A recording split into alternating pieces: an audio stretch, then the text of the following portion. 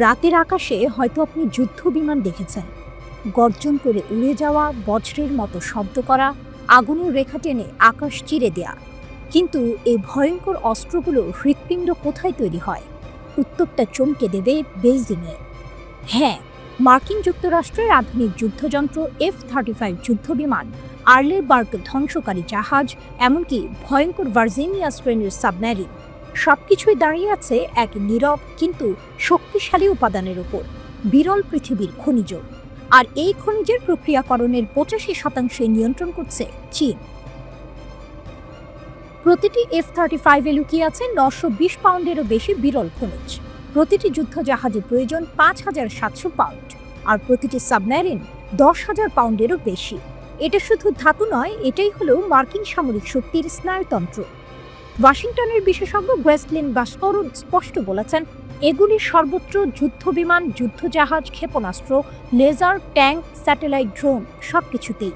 কিন্তু সমস্যা হলো এই খনিজের সরবরাহ শৃঙ্খল প্রায় সম্পূর্ণই চীনের হাতে। এবং বেইজিং শুধু খনিজই নয়, এর থেকেও গুরুত্বপূর্ণ স্থায়ী চুম্বক তৈরির প্রযুক্তি নিয়ন্ত্রণ করে, যা অস্ত্র ব্যবস্থার প্রাণকেন্দ্র। ট্রাম্পের বাণিজ্য যুদ্ধের সময় চীন রপ্তানি ধীর করে দেয়। পশ্চিমা প্রতিরক্ষা কোম্পানিগুলো তখন বিলম্ব আর খরচ বৃদ্ধির তিক্ত অভিজ্ঞতা নেয়। সাবেক মার্কিন জ্বালানি বিভাগের কর্মকর্তা অ্যাশলি জুমওয়াল্ড ফোর্বস সতর্ক করেন, আমাদের অস্ত্র তৈরি করতে কার্যত চীনের অনুমতি নিতে হচ্ছে। এটা অত্যন্ত বিপজ্জনক। সমস্যাটা হলো, বিরল পৃথিবী আসলে পৃথিবীতে বিরল নয়। 17টি মৌলের এই গ্রুপ সর্বত্র আছে, কিন্তু অর্থনৈতিকভাবে লাভজনক মজুদ পাওয়া কঠিন। একসময় যুক্তরাষ্ট্র নিজেই শীর্ষ উৎপাদক ছিল, কিন্তু 90-এর দশকে পরিবেশগত উদ্বেগ ও খরচের চাপে তারা উৎপাদন বন্ধ করে দেয়। এখন ক্যালিফোর্নিয়ার একটিমাত্র খনি বাকি আছে, মাউন্টেন পাস।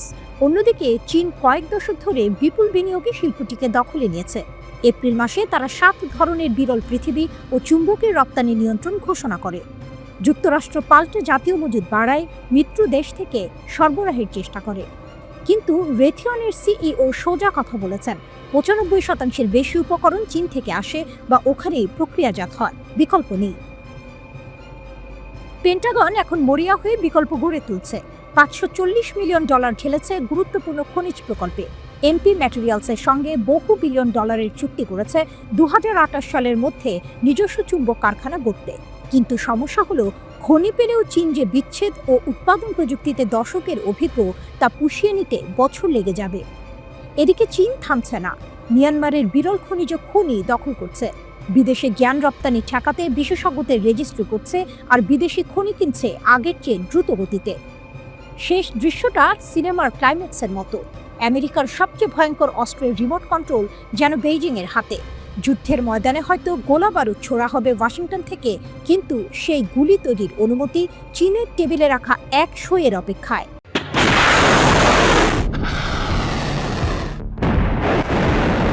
একটি বুলেট ব্যয় ছাড়াই তাইওয়ান দখল করতে পারে চীন। যুদ্ধ ছাড়াই তাইওয়ানকে কবজায় আনার চেষ্টা করতে পারে বেইজিং। চীনের এমন পরিকল্পনা আছে, যার মাধ্যমে পেশি শক্তি না দেখিয়ে কৌশলে তাইওয়ান দখল নিতে পারে চীন। এমনটাই আশঙ্কা করছেন বিশেষজ্ঞরা। 第二次世界大战结束后，以中国和非洲为代表的第三世界国家 মার্কিন পররাষ্ট্রমন্ত্রী পিট হেগসেট সতর্ক করে বলেছেন, 2027 সালের মধ্যেই তাইওয়ান আক্রমণ করতে পারে চীন। তার ভাষায়, তাইওয়ান দখলের যে কোনো প্রচেষ্টা ইন্দো প্যাসিফিক অঞ্চল এবং গোটা বিশ্বের জন্য ধ্বংসাত্মক পরিণতি বয়ে আনবে।第二个是政府在台积电赴美的投资的过程当中，并没有接受到来自美国的压力。বিশ্লেষকরা বলছেন, সম্ভাব্য 3টি পথ খোলা রেখেছে বেইজিং। প্রথমত, সমুদ্রপথে আক্রমণ, যার জন্য নতুন জাহাজ প্রস্তুত করছে চীন। তবে এখনও সেই নৌবাহিনী আন্তর্জাতিক মহলে পুরোপুরি পরীক্ষিত নয়। 中俄两国是山水相连的友好邻邦。 দ্বিতীয় কৌশল হতে পারে অবরোধ। 2022 সালে মার্কিন কংগ্রেসের সাবেক স্পিকার ন্যান্সি পেলোসি তাইওয়ানে সফরের পর তাইওয়ানকে সাময়িক অবরোধ করে রেখেছিল বেইজিং। একই রকম কৌশল আবারও দেখা দিতে পারে।实施助力非洲摆脱雷患行动。তবে বিশেষজ্ঞদের মতে তাইওয়ান সহজে হার মানবে না, এমনকি আক্রমণ শুরু হলেও যুদ্ধ দীর্ঘায়িত হবে এবং বিজয় নিশ্চিত করা কঠিন হয়ে পড়বে চীনের জন্য। 在川普总统上任之后，马上就举行四方会谈。 এর সঙ্গে যুক্তরাষ্ট্রের সম্ভাব্য হস্তক্ষেপের ঝুঁকি। যদিও প্রেসিডেন্ট ডোনাল্ড ট্রাম্প দ্বিধাগ্রস্ত, তবে পরিস্থিতি খারাপ হলে দুই মহাশক্তির সরাসরি সংঘাতের সম্ভাবনা উড়িয়ে দেওয়া যায় না। But he sort of didn't like that. And I said, well, if it's okay with you, then you and I do have a difference. যদিও চীনের প্রেসিডেন্ট শি জিনপিং প্রকাশ্যে কোনো যুদ্ধের সময়সীমা নিয়ে কিচ্ছু বলেননি, বরং তিনি শান্ত স্বরে বলছেন তাইওয়ান ও চীনের মানুষ এক পরিবার, এই ঐক্য ঠেকানো কারো পক্ষে সম্ভব নয়। 今年是中国人民抗日战争、苏联伟大卫国战争。 এদিকে তাইওয়ানের রাজনৈতিক বিভাজন বাড়তে থাকায় পরিস্থিতি ঘোলাটে হচ্ছে। সাম্প্রতিক এক জরিপে দেখা গেছে 49% তাইওয়ানই এখনো যুক্তরাষ্ট্রকে ভরসাযোগ্য মনে করে, কিন্তু 43% বিশ্বাস চীনই ভালো বিকল্প। অন্যদিকে যে কোনো পরিস্থিতির জন্য প্রস্তুতি নিচ্ছে তাইওয়ান। পেংহু দ্বীপে সম্প্রতি দেশব্যাপী মহড়ার অংশ হিসেবে বিস্ফোরণের শব্দে কেঁপে ওঠে চারপাশ। উপপররাষ্ট্রমন্ত্রী উ জিচুং বলেন, জনগণকে আর সরল মনে করা যাবে না, চীন যুদ্ধের প্রস্তুতি নিচ্ছে।五零头不仅仅是军事胜利的象征，更代表了我们保家卫国的决心。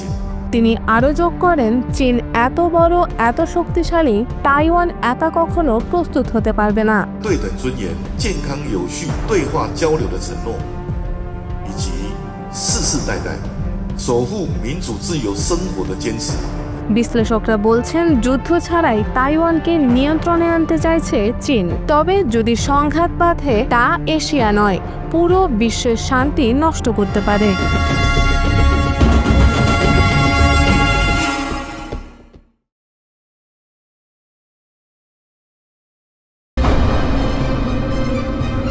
উনিশশো 90-এর দশকের সেই শীতল যুদ্ধের দিনগুলো হঠাৎ করে যেন আবার ফিরে এলো, কিন্তু এবার কোনো সীমানা রেখায় নয়, বরং মহাসাগরের গভীরে।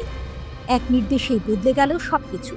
মার্কিন প্রেসিডেন্ট ডোনাল্ড ট্রাম্পের একটি নির্দেশে পারমাণবিক সাবমেরিনগুলো রাশিয়ার দিকে যাত্রা শুরু করল। এই ঘটনা যেন সমগ্র বিশ্বকে এক পুরনো ভয়ের মুখোমুখি দাঁড় করিয়ে দিল, যে ভয় ছিল পারমাণবিক যুদ্ধের, যা ছিল দুই পরাশক্তির নীরব প্রতিদ্বন্দ্বিতার। ট্রাম্পের এই নির্দেশ যেন মহাসাগরের গভীরে থাকা এক ঘুমন্ত দানবকে জাগিয়ে তুলেছে। গভীরের দানব, কার শক্তি বেশি?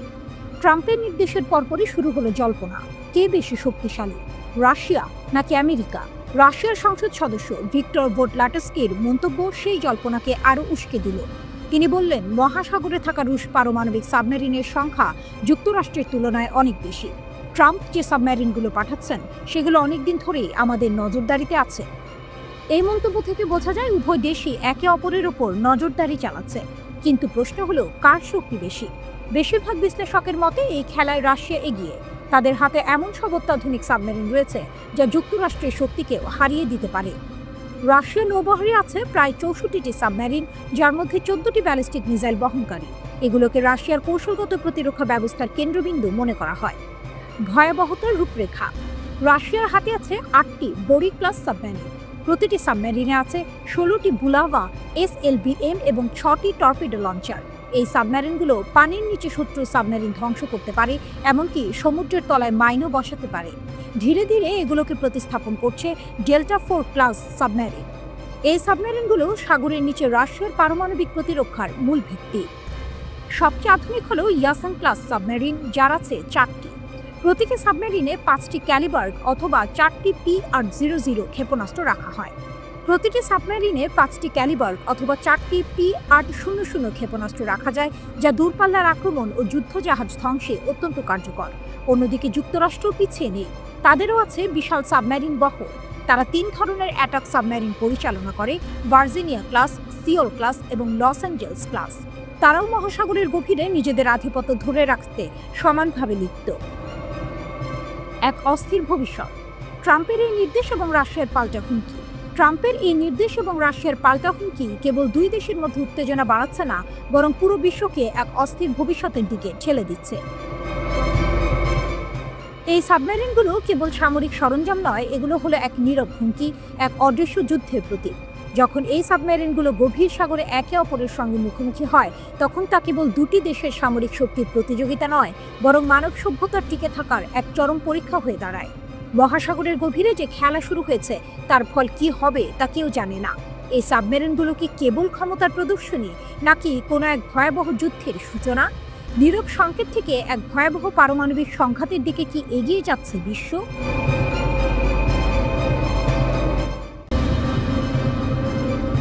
চীন রাশিয়ার নীরব গর্জন।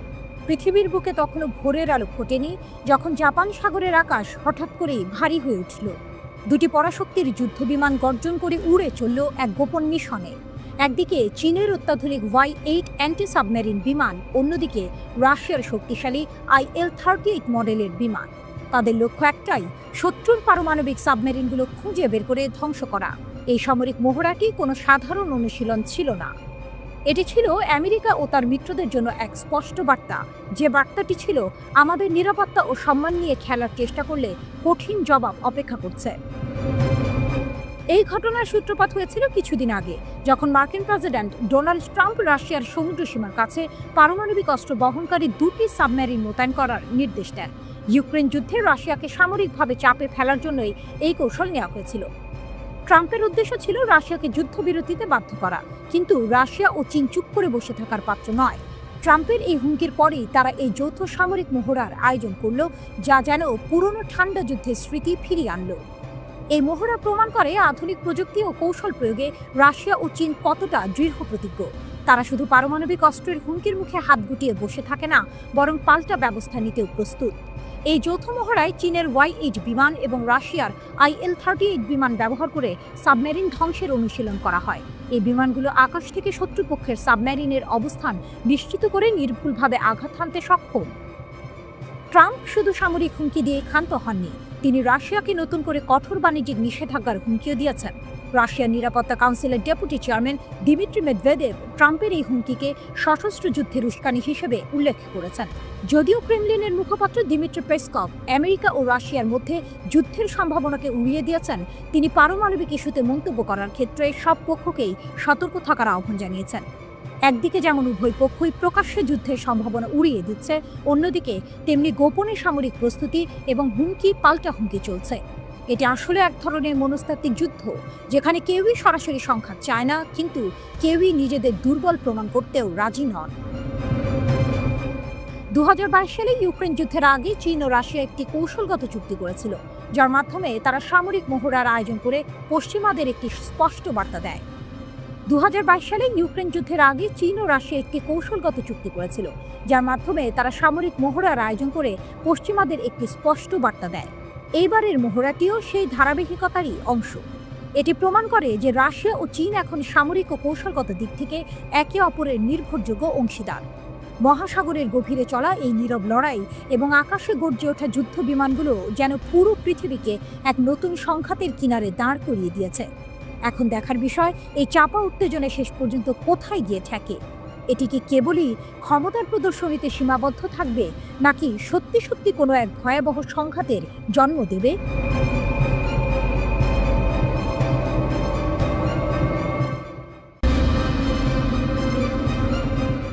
সাবমেরিনের লুকোচুরি খেলা, সাগরের নিচে কার শক্তি বেশি। স্নায়ুযুদ্ধ শেষ হয়েছে অনেক আগে, কিন্তু তার ভূত এখনো পিছু ছাড়েনি। ট্রাম্পের একটি মন্তব্য থেকে শুরু হলো এক নতুন উত্তেজনা। রাশিয়াকে মৃত অর্থনীতি বলায় মেদভেদেভ পাল্টা হুমকি দিলেন ডেড হ্যান্ড নামে এক স্বয়ংক্রিয় পারমাণবিক ব্যবস্থা। আর তার জবাবে ডোনাল্ড ট্রাম্প নির্দেশ দিলেন পরমাণু অস্ত্রবাহী মার্কিন সাবমেরিনগুলো যেন রাশিয়ার উপকূলে মোতায়েন করা হয়। কিন্তু সাগরের গভীরে, যেখানে সূর্যের আলো পৌঁছায় না, সেখানে আসলে কার শক্তি বেশি, যুক্তরাষ্ট্র নাকি রাশিয়ার? এই খেলার শুরুতেই একটা টুইস্ট আছে। যেখানে ট্রাম্পের এই পদক্ষেপকে অনেকে হঠাৎ নিয়ে সিদ্ধান্ত ভাবছেন, সেখানে রাশিয়ার পক্ষ থেকে দাবি করা হচ্ছে তাদের পারমাণবিক সাবমেরিনের সংখ্যা যুক্তরাষ্ট্রের চেয়ে অনেক বেশি এবং আমেরিকার পাঠানো সাবমেরিনগুলো অনেক আগে থেকেই তাদের নজরে আছে। কে সত্যি বলছে? হয়তো কেউই নয়, হয়তো এটা দুই পরাশক্তির পক্ষ থেকেই এক ধরনের মনস্তাত্ত্বিক যুদ্ধ। যুক্তরাষ্ট্রের সাবমেরিন শক্তি নীরব ঘাতক। যুক্তরাষ্ট্রের সাবমেরিন বহরের প্রধান আকর্ষণ ওয়াহাই ক্লাস সাবমেরিনগুলো। এগুলোর ডাকনাম বুমার। এদের প্রধান পরিচয় হলো এগুলো অত্যন্ত গোপনে চলতে পারে এবং পারমাণবিক ক্ষেপণাস্ত্র ছোড়ার ক্ষেত্রে এদের নির্ভুলতা প্রায় নিখুঁত। 14টি বুমার এখন সক্রিয়। প্রতিটি সাবমেরিন 20টি পর্যন্ত সাবমেরিন থেকে নিক্ষিপ্ত ব্যালিস্টিক ক্ষেপণাস্ত্র SLBM বহন করতে পারে, যার প্রধান অস্ত্র হলো ট্রাইডেন্ট D5 ক্ষেপণাস্ত্র। দীর্ঘ সময় ধরে সাগরে টহল দিতে পারার সক্ষমতা এদের বিশেষত্ব। আক্রমণাত্মক সাবমেরিনের ক্ষেত্রে যুক্তরাষ্ট্রের বহরে রয়েছে 3 ধরনের সাবমেরিন: ভার্জিনিয়া ক্লাস, সাউউলফ ক্লাস এবং লস অ্যাঞ্জেলস ক্লাস। এর মধ্যে ভার্জিনিয়া ক্লাস সবচেয়ে আধুনিক। এগুলোতে শুধু টমাহক ও হারপুন ক্ষেপণাস্ত্রই নয়, বিশেষ সামরিক অভিযানের জন্য আলাদা সুবিধা রয়েছে। সিওউলফ ক্লাস সাবমেরিন সংখ্যায় কম হলেও এর টর্পেডো টিউব ও অস্ত্র ধারণ ক্ষমতা ভয়ঙ্কর। আর লস অ্যাঞ্জেলস ক্লাস সাবমেরিনগুলো যুক্তরাষ্ট্রের সাবমেরিন বহরের মেরুদণ্ড হিসেবে পরিচিত। এদের নীরব গতি ও নির্ভরযোগ্যতা এখনও কিংবদন্তি। রাশিয়ার সাবমেরিন শক্তি সংখ্যায় এগিয়ে। রাশিয়ার নৌবাহিনী সংখ্যায় অনেক বড়। তাদের কাছে প্রায় 64টি সাবমেরিন আছে, যার মধ্যে 14টি ব্যালিস্টিক ক্ষেপণাস্ত্রবাহী সাবমেরিন। রাশিয়ার গর্ব বোরেই ক্লাস সাবমেরিনগুলো, যেগুলোর প্রতিটিতে 16টি করে বুলাভা SLBM রয়েছে। এগুলো ডেল্টা 4 ক্লাস সাবমেরিনের স্থলাভিষিক্ত হচ্ছে। এছাড়া ডেল্টা 4 এর 6টি সাবমেরিন এখনও সক্রিয় আছে, যা রাশিয়ার পারমাণবিক প্রতিরক্ষার প্রধান ভিত্তি। রাশিয়ার সবচেয়ে আধুনিক আক্রমণাত্মক সাবমেরিন হলো ইয়াসেন ক্লাস। এই সাবমেরিনগুলো আগের মডেলগুলোর তুলনায় ছোট এবং কম ক্রু দিয়ে পরিচালিত হয়। এগুলো স্থলভাগে দূরপাল্লার আক্রমণ চালানোর জন্য ক্যালিবার ক্ষেপণাস্ত্র এবং সমুদ্রে যুদ্ধজাহাজ ধ্বংস করার জন্য অনেক ক্ষেপণাস্ত্র বহন করতে পারে। এই মুহূর্তে সাগরের তলদেশে যে লড়াই চলছে তা কেবল দুটি দেশের সামরিক সক্ষমতা নয়, বরং একটি মনস্তাত্ত্বিক ও রাজনৈতিক লড়াই। ট্রাম্পের সাবমেরিন মোতায়েন হয়তো তার দৃঢ়তা প্রদর্শনের একটি কৌশল। অন্যদিকে রাশিয়ার পক্ষ থেকে তাদের সাবমেরিনের সংখ্যা নিয়ে বাড়িয়ে বলাও হতে পারে প্রতিপক্ষকে চাপে রাখার একটি চাল। অপ্রতিরোধের স্বীকারোক্তি। রাশিয়ার নতুন ক্ষেপণাস্ত্র নিয়ে পশ্চিমা বিশ্বে আতঙ্ক। রাশিয়ার নতুন হাইপারসনিক ক্ষেপণাস্ত্র ওরেশনিক নিয়ে সাবেক পেন্টাগন কর্মকর্তা মাইকেল মালুফের একটি চাঞ্চল্যকর স্বীকারোক্তি সারা বিশ্বে তোলপাড় সৃষ্টি করেছে। মালুফ আরটি নিউজের সাথে একটি সাক্ষাৎকারে দাবি করেছেন, ওরেশনিকের বিরুদ্ধে বর্তমানে কোনো প্রতিরক্ষা ব্যবস্থা নেই এবং এটি যে কোনো সংঘাতে ক্ষমতার ভারসাম্য বদলে দিতে পারে। কেন ওরেশনিক অপ্রতিরোধ্য? মালুফ তার বক্তব্যে বলেন, একটি হাইপারসনিক ক্ষেপণাস্ত্রের জন্ম যার জন্য বর্তমানে কোনো প্রতিরক্ষা ব্যবস্থা নেই তা সত্যিই চিন্তার বিষয়। ওরেশনিক প্রতি ঘন্টায় 11,000 কিলোমিটারের বেশি গতিতে ভ্রমণ করে। এই অবিশ্বাস্য গতি এটিকে যে কোনো বিদ্যমান ক্ষেপণাস্ত্র প্রতিরক্ষা ব্যবস্থার নাগালের বাইরে রাখে। তিনি আরও জানান যে যুক্তরাষ্ট্র থার্ডের মতো ক্ষেপণাস্ত্র প্রতিরক্ষা ব্যবস্থাগুলোকে অভিযোজিত করার জন্য কাজ করছে বটে, কিন্তু এই প্রোগ্রামগুলো এখনও প্রাথমিক পর্যায়ে রয়েছে। সুতরাং হাইপারসনিক হুমকি মোকাবিলায় এখনই কোনো কার্যকর ক্ষমতা নেই। যুদ্ধের ময়দানে প্রথম পরীক্ষা। 2024 সালের নভেম্বরে রাশিয়া ইউক্রেনের সামরিক বাহিনীর ওপর আক্রমণ করার জন্য ওরেশনিক ব্যবহার করেছিল। রুশ প্রেসিডেন্ট ভ্লাদিমির পুতিন দাবি করেন যে ক্ষেপণাস্ত্রের ওয়ারহেডগুলো ম্যাক 10-এরও বেশি গতিতে উড়েছিল, যা বিদ্যমান বিমান প্রতিরক্ষা ব্যবস্থা দ্বারা বাধা দেওয়া যায়নি। এই সফল পরীক্ষা প্রমাণ করে যে ওরেশনিক একটি কার্যকর অস্ত্র যা প্রচলিত এবং পারমাণবিক উভয় প্যালোডি বহন করতে সক্ষম। রাশিয়ান ভাষা ওরেশনিক শব্দটির অর্থ হচ্ছে হেজেল ট্রি। দুরন্ত গতির কারণে রাডারের পক্ষে এই ক্ষেপণাস্ত্র শনাক্ত করার কোনো উপায় বর্তমানে নেই। একটি ব্যালিস্টিক ক্ষেপণাস্ত্র সাধারণত বায়ুমণ্ডলের উপরের দিকে একটি ধনুক আকৃতির পথে ওঠে এবং একইভাবে বাঁকা পথে নিচে নেমে নিশানায় আঘাত হানে। তবে নিশানার দিকে নেমে আসার সময় ক্ষেপণাস্ত্রের গতি আরো বাড়ে এবং কাইনেটিক এনার্জি বা গতিশক্তি অর্জন করে। এই গতিশক্তি আরো কিছু সুবিধা দেয়। ক্ষেপণাস্ত্রটি প্রতিরক্ষামূলক কিছু কৌশল নিয়ে লক্ষ্যবস্তুর দিকে নামার সময় নিজ গতিবিধি নিয়ন্ত্রণ করতে পারে। এ কারণে ভূমি থেকে আকাশে নিক্ষেপণযোগ্য ক্ষেপণাস্ত্র প্রতিরক্ষা ব্যবস্থা দিয়ে এই ধরনের ক্ষেপণাস্ত্র হামলা ঠেকানো কঠিন হয়। পুতিনের ঘোষণা এবং কৌশলগত প্রভাব। পুতিন ঘোষণা করেছে প্রথম সিরিয়ালে উৎপাদিত ওরেশনিক সিস্টেম রাশিয়ার সামরিক বাহিনীতে প্রবেশ করেছে এবং উৎপাদন লাইন এখন পুরো দমে চালু রয়েছে। তিনি আরো বলেন যে বছরের শেষ নাগাদ এই অস্ত্রটি বেলারুশেও সরবরাহ করা হবে। বেলারুশে এই অস্ত্রের উপস্থিতি ইউরোপের জন্য এক নতুন কৌশলগত চ্যালেঞ্জ তৈরি করেছে, যা পশ্চিমা বিশ্বের নিরাপত্তা উদ্বেগকে আরো বাড়িয়ে তুলেছে। সব মিলিয়ে মাইকেল মালুফের এই স্বীকারোক্তি এবং পুতিনের ঘোষণা থেকে এটি স্পষ্ট যে রাশিয়া এমন এক সামরিক সক্ষমতা অর্জন করেছে যা বিশ্বকে নতুন করে ভাবতে বাধ্য করছে। ওরেশনিক শুধু একটি অস্ত্র নয়, এটি এমন এক শক্তির প্রতীক যা দিয়ে রাশিয়া আন্তর্জাতিক সামরিক শক্তির ভারসাম্যকে নিজেদের পক্ষে নিয়ে আসতে চাইছে। সামরিক বিশ্লেষক ভ্লাদিস্লাভ শুরিগিনি রুশ সংবাদ মাধ্যম ইনভেস্টিয়াকে বলেছেন, ওরেশনিক ক্ষেপণাস্ত্র আধুনিক ক্ষেপণাস্ত্র প্রতিরক্ষা ব্যবস্থাকে ভেদ করার ক্ষমতা রাখে। তিনি আরো বলেন, এটি পারমাণবিক ওয়ারহেড ব্যবহার না করেও গভীর সুরক্ষিত ভোর হচ্ছে, তবে পূর্ব দিগন্তে সূর্য নয়, উঠেছে যুদ্ধের কালো মেঘ। চারিদিকে শুধু রণক্ষেত্রের গন্ধ। মার্কিন প্রেসিডেন্ট ডোনাল্ড ট্রাম্প এক চালবাজ দাবারের মতো রাশিয়ার নাকের ডগায় দুটি পারমাণবিক সাবমেরিন এনেছেন। তার হুঙ্কার 8ই আগস্টের মধ্যে সবকিছু শান্ত না হলে ফল ভালো হবে না। কিন্তু রাশিয়া তো আর চুপ করে বসে থাকার পাত্র নয়। ট্রাম্পের হুমকির জবাবে পুতিনের সহচর সাবেক প্রেসিডেন্ট দিমিত্রি মেদভেদেভ গর্জে উঠেছেন। তিনি ট্রাম্পের এই আলটিমেটামকে হুমকি এবং যুদ্ধের দিকে পদক্ষেপ বলে অভিহিত করেছেন। আর এরপর থেকেই দাবার চাল পাল্টে গেছে। পারমাণবিক অচলাবস্থা, রাশিয়ার পাল্টা চাল। রাশিয়া তার পারমাণবিক ক্ষেপণাস্ত্রের উপর থেকে সমস্ত নিষেধাজ্ঞা তুলে নিয়েছে। ক্রেমলিন ঘোষণা করেছে এখন থেকে মস্কো আর আইএনএফ যুগের ক্ষেপণাস্ত্র পাল্লার বিধিনিষেধ মেনে চলতে বাধ্য নয়। অর্থাৎ তারা এখন 500 থেকে 5500 কিলোমিটার পাল্লার মধ্যে ভূমি থেকে উৎক্ষেপণযোগ্য ক্ষেপণাস্ত্র যে কোনো মুহূর্তে মোতায়েন করতে পারে। এই ঘটনার জন্য রাশিয়া সরাসরি মার্কিন যুক্তরাষ্ট্র এবং ন্যাটোকে দায়ী করেছে। তাদের বক্তব্য, পশ্চিমারা তাদের নিরাপত্তা বিঘ্নিত করছে এবং কৌশলগত ভারসাম্য নষ্ট করার চেষ্টা করছে। আইএনএফ চুক্তি ও তার পরিণতি। 1987 সালের আইএনএফ চুক্তি, যা স্বল্প ও মাঝারি পাল্লার ক্ষেপণাস্ত্রের ব্যবহার নিষিদ্ধ করেছিল, 2019 সালে মার্কিন যুক্তরাষ্ট্রই প্রথম তা ভেঙে দেয়। তখন তারা রাশিয়াকে চুক্তি লঙ্ঘনের জন্য অভিযুক্ত করেছিল। রাশিয়া তখন বলেছিল যে আমেরিকা নতুন করে কোনো ক্ষেপণাস্ত্র মোতায়েন না করলে তারাও করবে না। কিন্তু এখন সেই প্রতিশ্রুতি থেকে তারা সরে এসেছে। রাশিয়ার পররাষ্ট্র মন্ত্রণালয় স্পষ্টভাবে জানিয়েছে চুক্তিটি আর পালনের মতো অবস্থায় নেই। পররাষ্ট্রমন্ত্রী সের্গেই ল্যাভরভ এর আগেও সতর্ক করে দিয়েছিলেন যে মার্কিন যুক্তরাষ্ট্রের কোনো পদক্ষেপের প্রতিক্রিয়া হিসেবে মস্কো পাল্টা ব্যবস্থা নিতে পারে।